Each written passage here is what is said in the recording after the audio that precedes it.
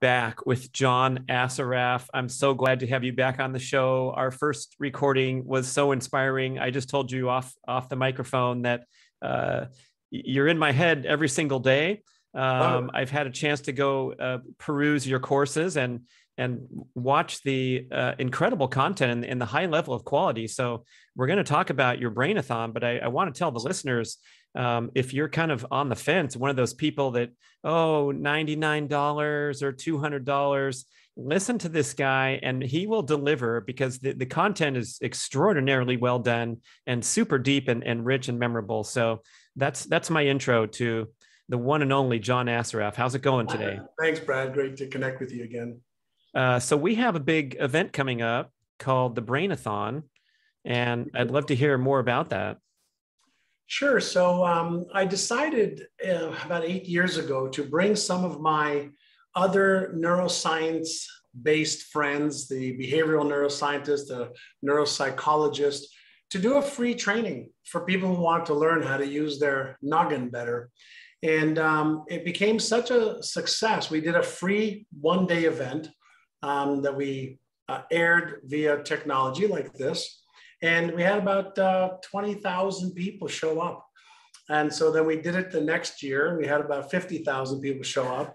And then we did it the next year and about 75,000 people showed up.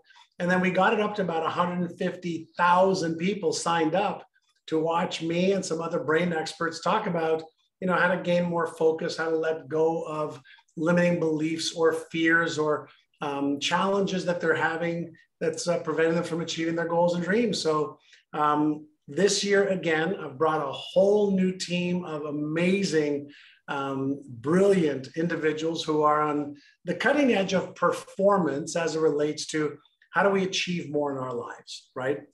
And so we're doing our event, and it's the 9th annual Brain-A-Thon. And this year, the theme is Change Your Brain, Change Your Income.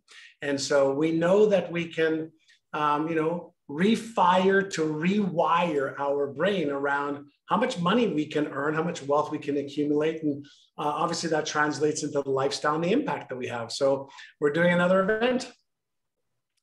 And it's free. It's free. Just sign up. You can Google Brain-A-Thon. It comes right up, but we're also going to go to, is it My Neuro Gym, to see the other courses available as well? There's the Brain-A-Thon is specifically around changing your brain to change your income. And on the Brain-A-Thon, we'll show people our Winning the Game of Money brain training and coaching program if they want to go deeper. We also have other programs for overcoming fear or procrastination or weight loss and permanent weight loss, I like to call it, and how to achieve goals and how to stop procrastinating. And so, but the particular one that we've got an incredible lineup again this year. Lisa Nichols, Jack Canfield, Marissa Peer, Dr. John DeMartini, Dr. Lisa Barrett Feldman, and I will be sharing some of the best stuff we've learned over the last 12 months. So it's very, very up to the moment stuff. You said permanent weight loss. What's that? I've never heard of that concept before. Well, if you think about 97% of people who go on a diet to lose weight gain it back, and a huge portion of them gain more back. So the question is, how is it possible that in 2021-22 timeframe, right? How is it possible that we haven't figured out how to release weight, which is what I prefer to call it, because weight, as you and I know, is just calories, it's energy. How is it possible that everything that we know about yo-yo dieting and self-image and triggers and addictions, how is it possible that nobody's teaching permanent weight loss where you can release the fat that you don't want on your body and then sustain it and keep it off, right? You're in your 57 or so, Yeah, we're in the upper age groups, you and I. Yeah. And we're hoping to teach our grandchildren to ski, right? That's your big goal. I love it.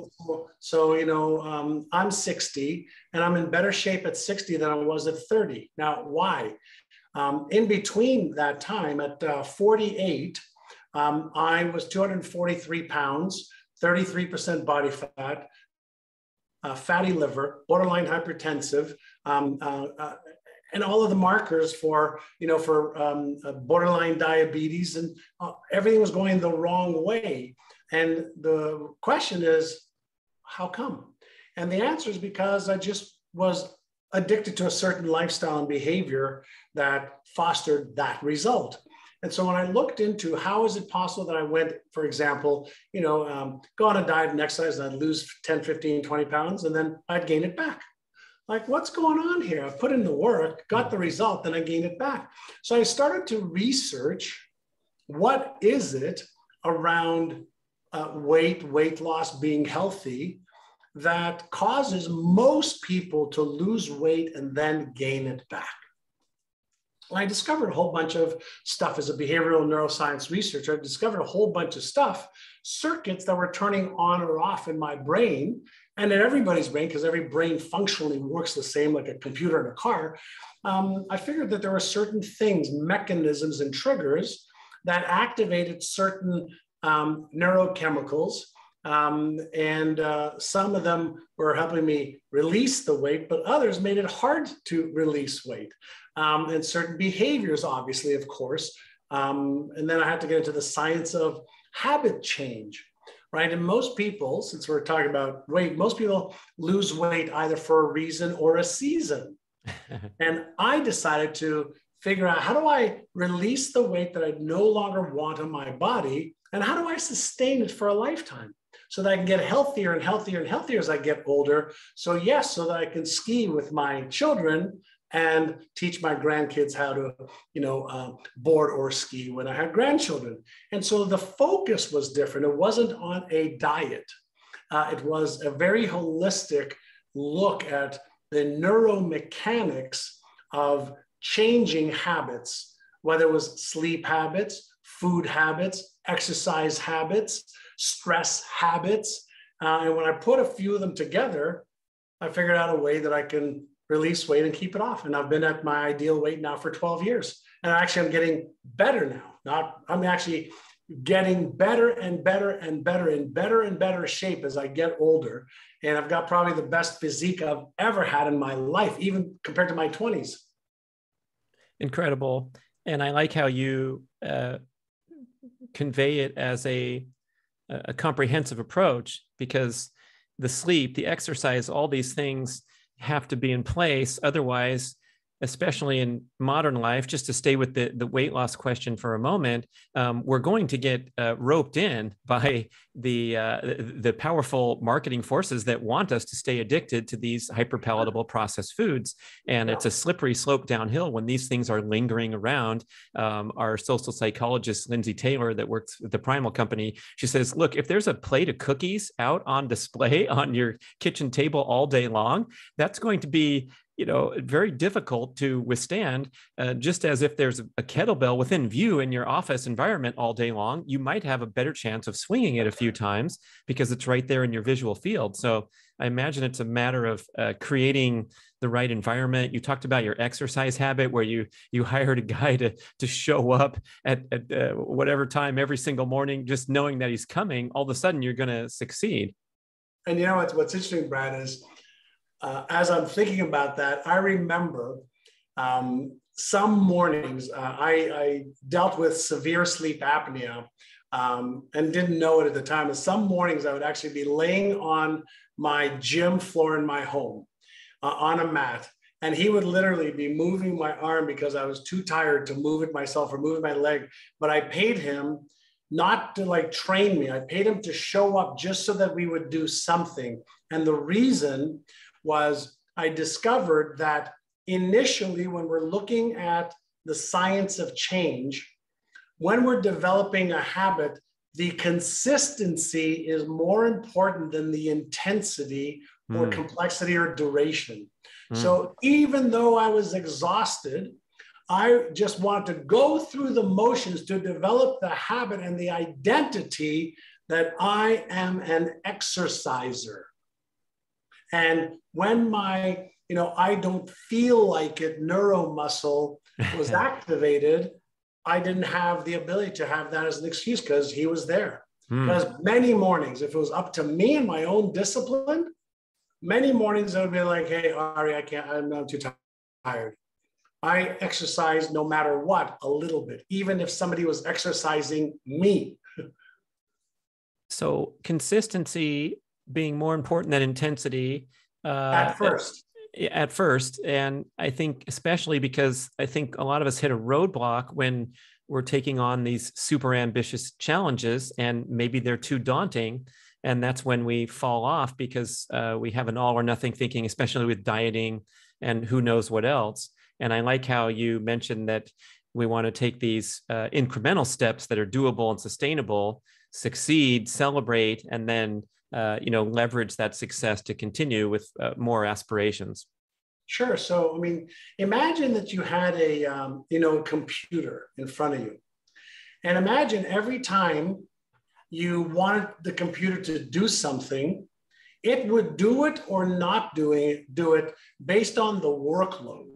And if the workload was big, you would say, I can't do it right now. I'm busy doing other stuff. But if the workload was little, it could say, okay, I could do that. Well, you and I have the most advanced $100 billion biocomputer. We don't even own a mortgage on it, right? We own it. And its number one responsibility, number one, safety and survival. Number two, avoidance of pain or discomfort. But number three, to make sure it does number one and two, all right, is the use of energy. And it is an energy miser. So it does not want to use glucose. It does not want to let go of this resource, okay, easily. So if something requires a workload, it's like, oh my God, what if I have to run away because of the saber-toothed tiger type of thing? And so we need to understand how to work with our brain instead of against it. And most people just have never learned the process. When we talk, for example, about, is it possible to double your income or triple your income in 12 months? Of course it is. There are people doing it all over the place. But if you've got a habit of earning a certain amount and you're in a comfort zone of that amount, even if you're miserable, and in order to earn 2 or 3 times, you have to change some of your habits. You have to change some of your thinking. You have to change your emotional control abilities and skills. It's like, I prefer to master disappointment versus mastering change, because disappointment is something I already know how to do. So when we're dealing with the neuroscience of this, it doesn't matter if we're looking to make more money, get away from a relationship we're not happy in, ask for a raise, start a business, write a book, learn a new skill. Our brain is consistently looking at what is the cognitive load and the metabolic expenditure for that. And if there's any risk of failure, now it's like, oh my God, I'm gonna try and fail, and therefore I'm gonna be disappointed anyway. I'm gonna maybe be embarrassed or ashamed or ridiculed or judged or rejected. Like, why the hell do I want to do that? So now the capital expenditure not only is around glucose, which is what our brain is regulating, and obviously all the other salts and neurochemicals, but now there's a chance that my self-worth and identity are going to be challenged as well. So like, you know what? Let me watch a Netflix movie. Oh, my friend's going to meet at the bar. Oh, let's do that. I'll come back to this later. Now, what allows us to make advancements is to increase our level of awareness of here is what's happening, right? And then come up with counter strategies for when this happens, right? So if I said to you, hey, you want to get in shape, great. You're going to need to, let's just focus on the proper nutrition and proper, beginner exercises. And if I just left you at that, you'd have to figure it out. But if I said, okay, proper nutrition, and here's what you're going to have for breakfast, here's your snack, here's your lunch, here's your dinner, okay? And here's the exercise regimen. And when you are hungry, if you are hungry, eat this and do this.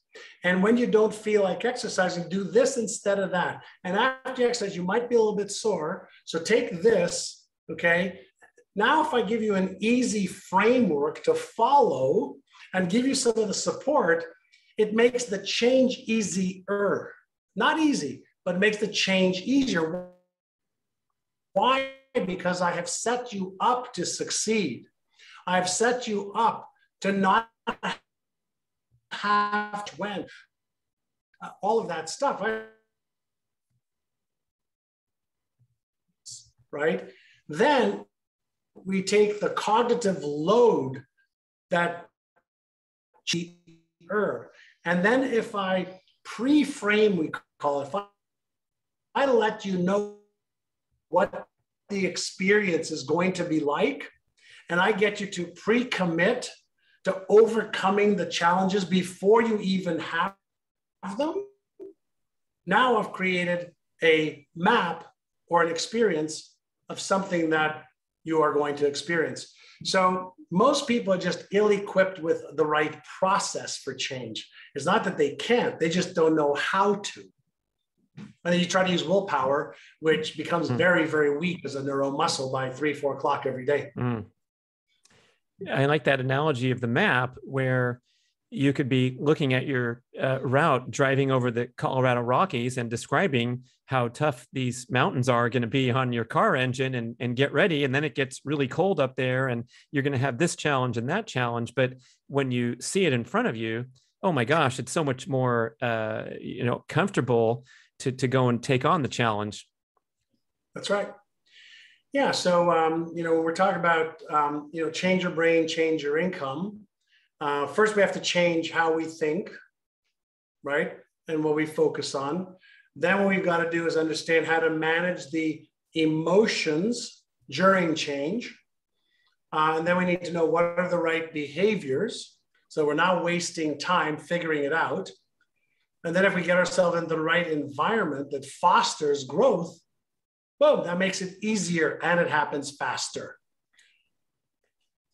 Change your thinking, manage your emotions, put the right behaviors in place, and create the right environment. Simple as that. And that's what that gives you is predictable results. Right. And then if we stop by and see the environment is still lousy, we still have predictable results. It ain't going to happen here, man. Your desk is a mess. You don't even have an internet connection, whatever. Yeah. So most people are focusing on the result versus the process. I focus on process that creates predictability. So help me out here a little, John. I've had some experiences where as soon as I even open my mouth to mention your name and our great show and these amazing insights that he provided, and even the idea of doubling and tripling your income, often one experiences immediate pushback. For example, with the income theme.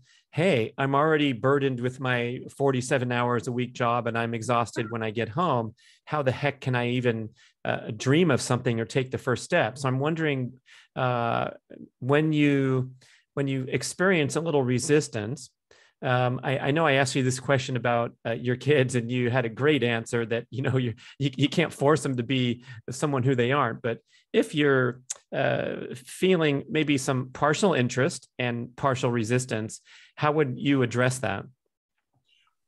Sure. So the natural reaction of our brain when we are outside of our comfort zone is resistance.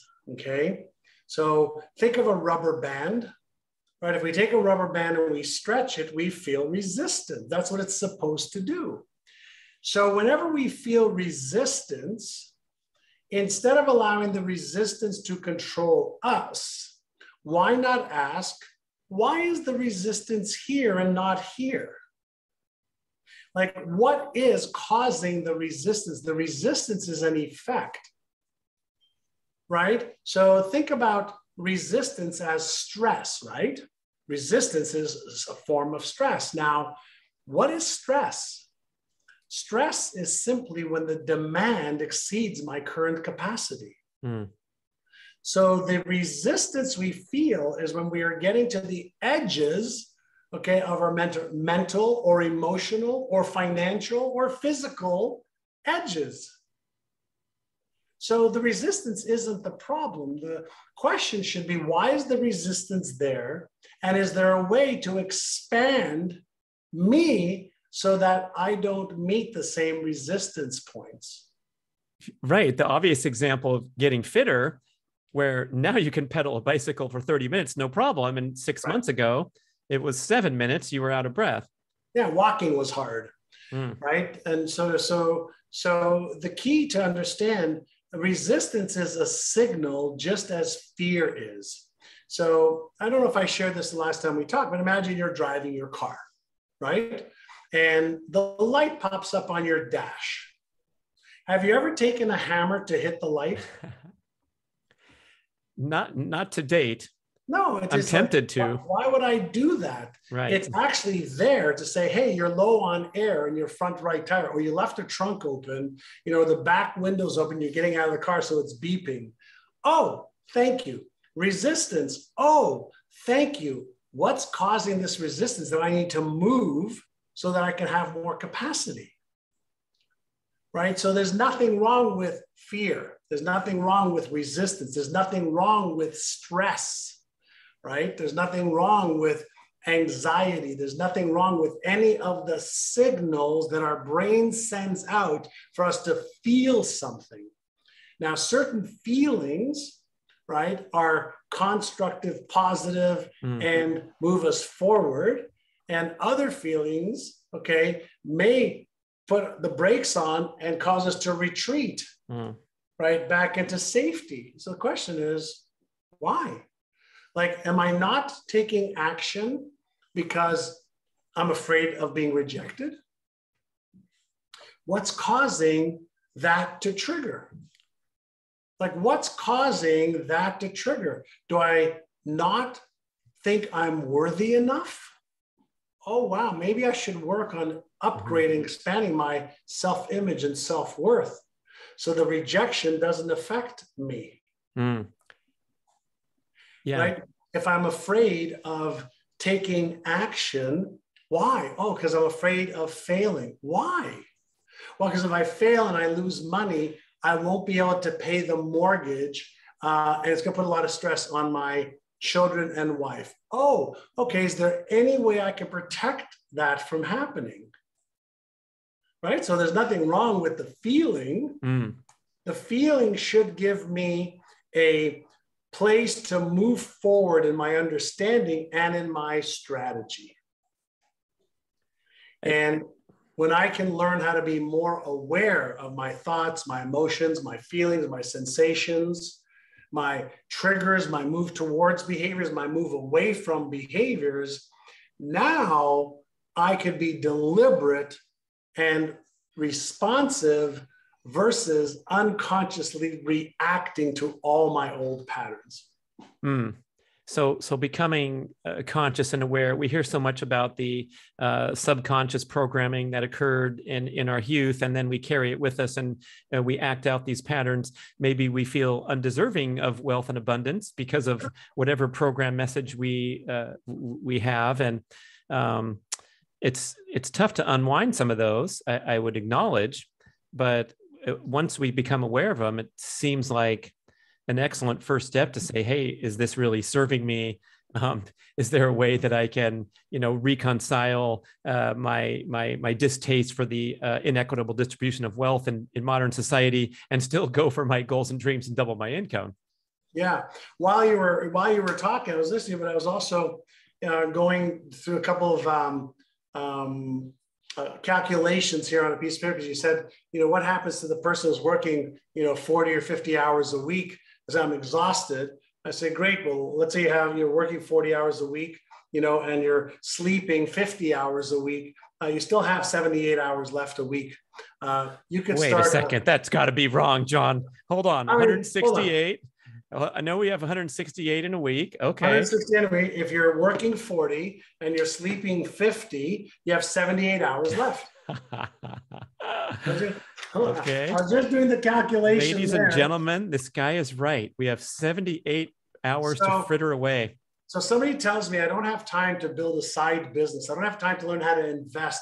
I don't have time, to sell my knowledge or skill or to write a book or to become a coach or whatever. And I go, you got 78 hours left. Sleep 1 hour less a day. Oh, you don't want to sleep an hour less a day? You sleep half an hour less. That's 3.5 hours a week you could buy back, right? That's 7 hours every 2 weeks. That's 14 hours every month times 12 months. You got yourself several months to get better at something. You want to double or triple your income. There's more than enough money out there, but you're either going to give me stories and reasons and excuses why you can't, or you're going to commit and do whatever you can. So you have more than enough time. Time is not the issue. Commitment is the issue. Awareness is the issue. Ignorance is the issue. Lack of knowledge and skill is the issue. All fixable. One thing you said just kind of caught me personally. I think we should drill into it a little bit. Maybe it'll be relevant to others when you said there's more than enough money out there. And I can intellectualize that and realize that money is an exchange medium and the economy is unlimited in abundance. But I think a lot of times when, let's say we've lived on a budget for the greater part of our lives and felt these sensations of scarcity, credit card debt. And I know who I'm talking to here because your story is incredibly powerful and that you've been there at the very high, fallen, lost everything, gotten it back. So maybe we could speak to that, that money mindset and how we can kind of break free from this scarcity mindset about money, that if I invest $1,000 in my business, that also is going to be compromising my vacation or my whatever. Yeah. So you can, spend $1,500 on a TV or spend $1,500 on upgrading your knowledge and skills on how to make 10,000. Right. Spend $1,500 on your trip, or don't take a trip and spend $1,500 on a course that'll help you take 10 trips. When we talk about money, right? Money. We know we all need it. We all have to eat and pay, for stuff. But if you think about, do you really want to make money? Let me give you an example. I'm going to take a couple of things that are on my desk, just random things on my desk. Let's say I need money. I've got zero money right now. I just got what I got on my desk. Pair of reading glasses, 1.75. This little acrylic thing with color I like. A remote control for my PowerPoint on my computer. A little bottle with an acorn in there. So it reminds me that the oak tree, the potential's in the acorn. I got to put it into the right soil and till the soil. And I got this little, this little rocket ship that is from one of my mastermind groups called Escape Velocity. And it represents the velocity that a rocket ship needs to attain in order to leave the gravitational force of the Earth's pull. I guess I got these, these things and a pen. I don't have any money. I'm tired. I'm busy, but I need money. I need to feed myself. Do you think that if I maybe hopped on Facebook, Instagram, or walked out to the street over here, knocked on my neighbor's doors and say, hey, John Assaraf here. Listen, I have this acrylic, beautiful colored thing that I use to hold down paperweights, but also I use it as color therapy. Would you like to buy this for $1? 99 people probably say, are you out of your mind? One person say, sure, I'll take that for $1. Oh, by the way, this is something that reminds me that everything's in the universe. An oak tree grows, because valuable of vibration, acorn, right? The vibration. And if you need a pen to sign contracts, this one's really good. I paid $3 for it, give it to you for $1. And this is really great if you have. I can go and take stuff that I have on my desk, and I can make money today if I'm willing to go and do the work. So not having money is an effect. Being in debt is an effect. Not knowing how to invest and protecting your wealth is an effect. Not knowing how to use debt as leverage is an effect of ignorance and conditioning. So when we say there's enough money out there, There's evidence of it everywhere. Everywhere. There's people in stores, people buying stuff, people traveling, people in hotels, in $20 night hotels and $2,000 night hotels. There's people buying Rolls Royces right now and people buying VWs while somebody's saying, I can't even afford a bicycle. So when we're talking about money, the skill of earning money is readily available to anybody to learn. It's a skill no different than chess or checkers or knitting or playing, tennis. It's a skill. And for somebody who is committed to learning the skill, they can get better. And they're going to be clumsy beginners at first. And then with practice, they can get better, as long as they're practicing the right things. But if you keep practicing the wrong things, you just get better at the wrong things. So it's not practice that makes perfect. It's perfect practice that makes perfect. Too many people are repeating patterns over and over and over again. Language patterns, emotional patterns, behavioral patterns, and I wonder why I keep seeing scarcity. Well, that's the pattern you're practicing. And is there scarcity? Yes, for the people who believe in scarcity. And is there abundance? Yes, for the people who believe in abundance and for people who do things to connect with and resonate with the abundance. And you know where it all starts? Right in there, right in between your two ears. So the language patterns, what's an example of maybe wanting to change from scarcity to abundance?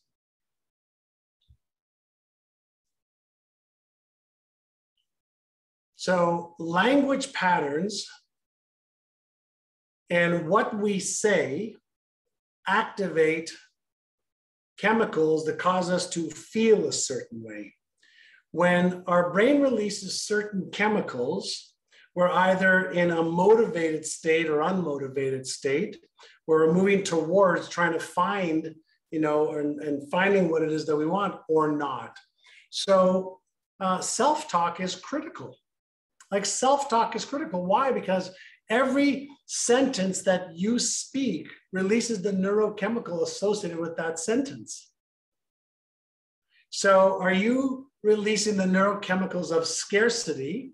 So if you say there's never enough, think about this. If you typed into your computer, okay, there's never enough memory in this computer, and that was an instruction for your computer to make that a reality, the computer would say, sorry, can't save this, not enough memory. What would you type into the computer? There's always more than enough, right? So what do you think our brain is? It's a biocomputer. Now, when we say there's always more than enough, and it's easy for me to find it, your brain says, okay, let me make that a reality. When you say there's never enough, I'm so tired of being in debt. Your brain says, okay, you just said what I am. Mm. Mm. So there's a part of our brain that is extremely literal. This goes for unspoken thoughts as well, I would imagine. Of course. Yeah, we have about 6,200 thoughts a day, according to the latest research. It's just come out, not 35,000 to 50,000. Hey, that sounds more reasonable. Okay, 6,200 people. Yeah. And most people's thoughts are limiting and negative. Most people's thoughts. So they're reinforcing limiting and negative thoughts more often than not. And so then the neural networks that cause us to see, like, think about this, right? In any given second, when your eyes are open, about 400 billion bits of information are coming in through your eyes. And yours and my brain deletes and distorts 99.999% of it. And it only allows you and I to see, for the most part, what we are conditioned to see. It's looking for a match between the map and the reality out there. And it deletes anything that doesn't match the map.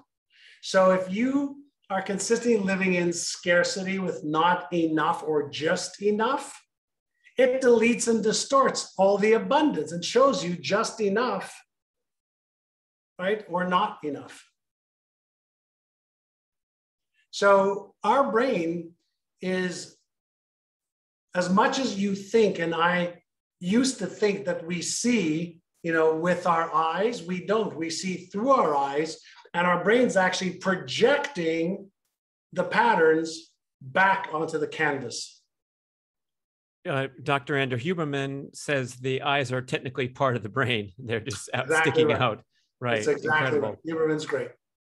So I suppose if we are filtering and pattern matching for scarcity, fear, self-limiting beliefs, we're going to also create an environment that supports this, surround ourselves with negative people, like-minded naysayers and so forth, probably without even noticing it. Right, we're always looking for evidence.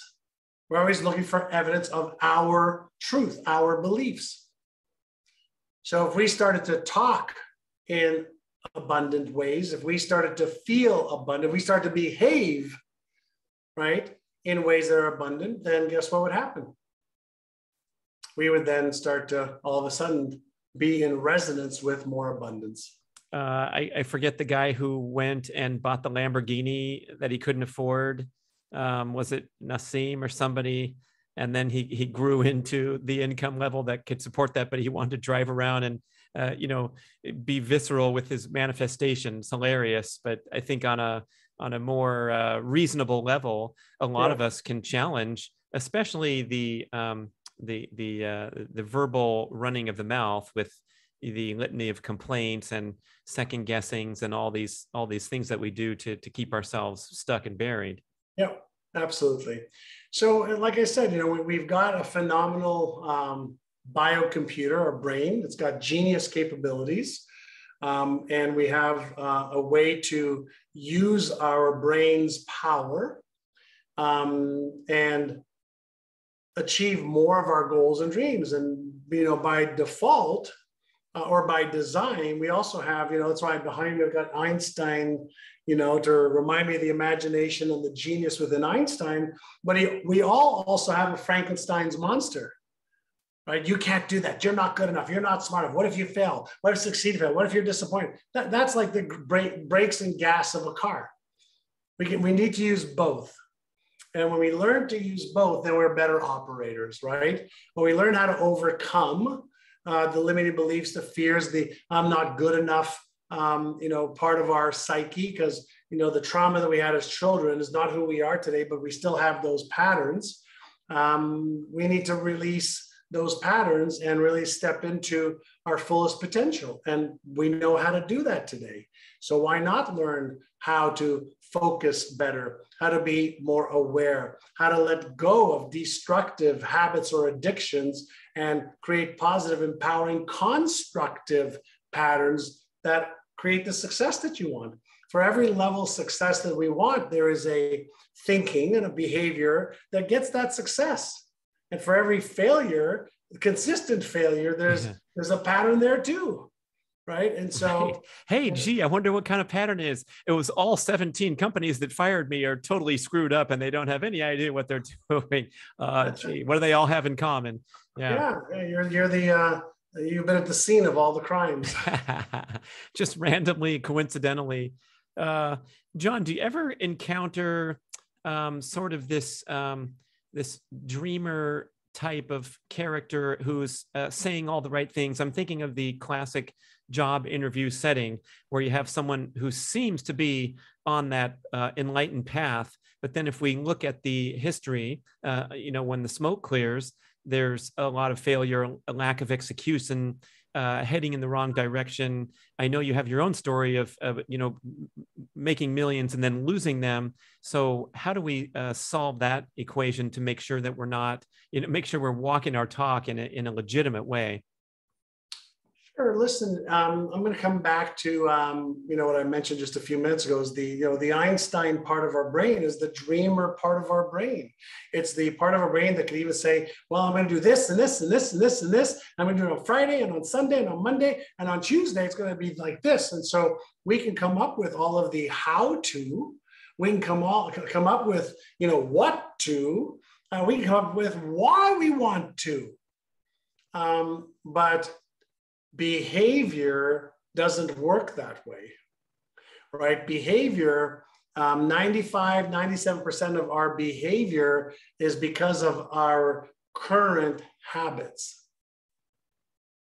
So desire, hope, prayer, wishing, imagination, in most cases for adults who are conditioned, does not change behavior long-term. So when I'm interviewing somebody, I want to know what they think, what they feel, what they say they can do. And then I have a very, very classic, line. That's show me. Show me. I could take a look at your physique. You could take a look at mine. You know whether I eat well and work out. You know. I could take a look at your bank account. You could take a look at my bank account. I know how well you're doing with money. I can invest a little bit of time with your significant other, and I can tell a lot about your relationship. Why? Because results don't lie. So I don't really pay much attention to what people tell me they can do. Everybody tells me they can do this or that. I pretty much base people on what they are doing. And sometimes we see parts of the package looking great, but not the whole package. I'm okay with my physique, but my bank balance is subpar, and I'm wondering how I can leverage those skills that have contributed to fitness or whatever. There's a lot of people walking around with a lot of money, and they have lousy relationships or what have you. Yeah. So listen, life is, we're playing several different games simultaneously, right? Spiritual, emotional, mental, physical, financial, health, relationship, career, business, fun, and experiences. So we've got a variety of different games, and each one of those games that we're playing, we could be playing one game at the pro level, another game at the kindergarten level, right? We can have a great relationship with our spouse and a terrible relationship with our employees. We can be a leader at the YMCA, but a terrible leader at home, right? So the key in this game, it's like a big Rubik's cube that we're trying to solve the algorithm to get it just in proper flow and harmony. And it's a complex game. I get that, but even complex games, right? The Rubik's cube is complex. Okay, 2 by 2 is easier than this. Oh, is that real? You can twist that? Don't touch it. You'll never get it back. He's showing the world's most complex Rubik's Cube on the video, people. 18 hours to solve this one, 5 seconds to solve this, 6 seconds to solve this. So the point I want to make is once you understand the algorithms, right, the rules of engagement, and you have the skill and the desire, you can solve this if you really put your mind to it. Now, you can try and figure it out on your own, or you can find somebody who's a Rubik's Cube expert, and they'll show you how to solve this. Why? Because they've probably spent 10,000 hours solving it versus you trying to figure it out. So it's the same thing. Listen, it's the same thing for money. It's the same thing for health. It's the same thing for relationship. The how-to already exists. So it's not the how-to that's the problem. The real big problem, Brad, is the commitment to. Because if you are committed, nothing will stop you. If you are committed, if you are interested, nobody can help you. If you aren't interested. Well, if you're interested, you're just going to do what's easy and convenient. But if you're committed, you'll do whatever it takes. Right. And then we have to kind of check in the mirror and decide if we're truly committed, or we just like to speak in these platitudes that, Yeah. boy, I would love to double my income, and I'm taking this this Brain-A-Thon course with John Assaraf, so I'm certain it will happen. Let me tell you even more about what I'm going to do. But yeah, the commitment's different. Yeah, listen, you want to get in shape. Great. You can write out your plan, set out your goals, have your vision. But then if you don't follow through with behavior, and then don't follow through when you don't feel like doing it, and don't follow through when there's challenges, and don't follow through until you achieve the goal, then you're interested. Yeah. There's almost no goal that we can't achieve if we are committed, almost. But in order to achieve big goals, we have to get good at achieving small goals. Because small goals require process. Big goals, okay, require more complex, process in most cases, right? So start with small goals, get your process right. Yeah. Maybe redirect it to other areas of life, like we talked about, where you're firing on all cylinders. Yeah. Love it. Yeah, absolutely. So what happens when we sign up for the Brain-A-Thon? Will we get an email reminder? And then what is the actual a-thon like? Are we going in a live manner? The Brain-A-Thon starts at 9 a.m.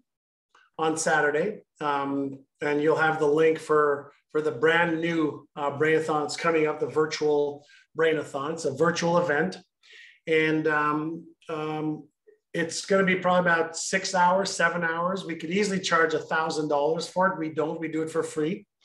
And people could sign up for the Brain-A-Thon, come and show up, prepared to learn and apply, to chat, ask questions, share, and participate. And you can stay for an hour and a half, or you can stay for all 6 hours. And as soon as you sign up, it's free. You'll get a reminder, and there'll be some videos that we send you as well at times, and some emails just to get you prepared. And then just hop on your computer, have a pen or paper handy or somewhere to type on and take notes and learn from these world-renowned experts. This year on the Brain-A-Thon, we've got Dr. Lisa Barrett-Feldman, one of the top neuroscientists in the world. Dr. John DeMartini, brilliant. Jack Canfield, who many people know from Chicken Soup for the Soul. He sold 500 million books. He's one of the thought leaders in personal development for 50 years. We've got Marissa Peer, who is one of the top teachers of hypnotherapy in the world, working with celebrities, athletes, CEOs, homemakers on getting rid of the mental and emotional junk that holds people back. We've got me teaching as well.